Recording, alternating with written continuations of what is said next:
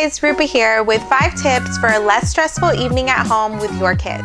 More than anything, I want to be my best self for my kids, but by the end of the day, I'm tired and oftentimes holding on to many of the stresses of my day. Whether it's work stress, home stress, or life in general stress, we're stressed, you guys. It takes a lot of patience and a clear mind to be the type of parent that I strive to be. How do I prepare for the best possible evenings at home? Here's what works for me. Number 1, pre-prepped snacks and dinners. My 6-year-old barely eats anything at lunch. My almost 18-month-old eats everything and all the time. Having snacks and dinner pre-prepped before we get home saves us in so many ways. We nip the crankiness and the hunger that comes along with it in the bud by having a snack available as soon as we get home. The snacks we have on hand include washed and pre-cut fruits and veggies, yogurt, and fruit bars. While the kids are having their snack, I can start prepping for dinner, or I can just take a moment for myself, which sometimes is totally needed.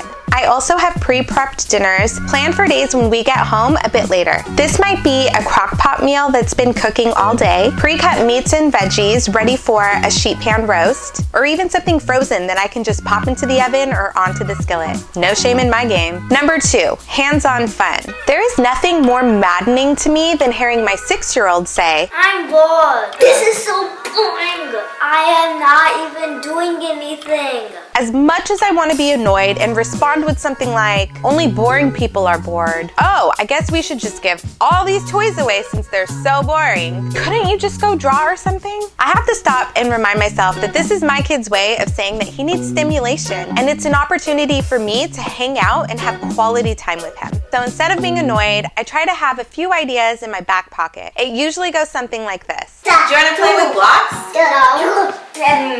Do you want to bake a cake? No. Do you want to play with dinosaurs? Yeah. Yeah? Let's do it! High five!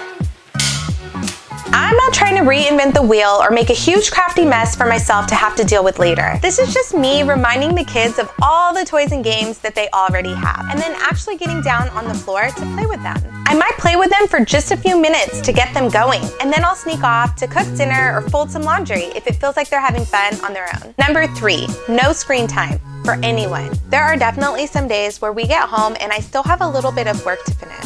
In those cases, I may very well put on a movie for the kids so I can finish my day. But on most days, I try to avoid the TV for them for as long as I can. But here's the thing I was noticing. I would try to set them up to do something, but then meanwhile, I'd be on my phone trying to do something else. I would find myself getting super annoyed with the kids if they asked for help or more snacks or anything because they'd be interrupting whatever it was that I was trying to do. I realized how unfair this was to my kids. I wasn't giving them my full attention, and I wasn't really doing anything super important either. So now I've limited my own screen time in the evenings too. When I put my phone down and really commit myself to being present with them, we all have a better time. We read and play games and have interactive quizzes, and the result is better moods all around. Number 4, positive reinforcement. How can positive reinforcement result in a less stressful evening? While it might feel really hard to keep yourself cool, calm, and collected when your kids are whining and complaining and misbehaving, in my experience, losing my temper and yelling only makes it worse for everyone. Now, not only am I still stressed, but I'm also feeling guilty, and the kids are still unhappy.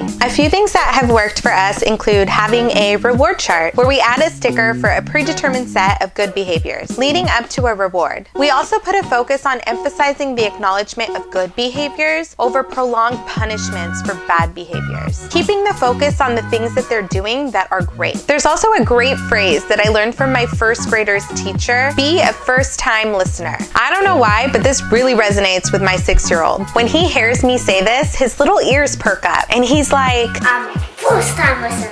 And finally, number 5, have a consistent bedtime routine. Having a consistent bedtime routine means the kids always know what to expect. If bath time is after dinner every single night, it won't be a shock to them, and they might complain a little less. We also set timers, which help a lot, especially with our 6-year-old.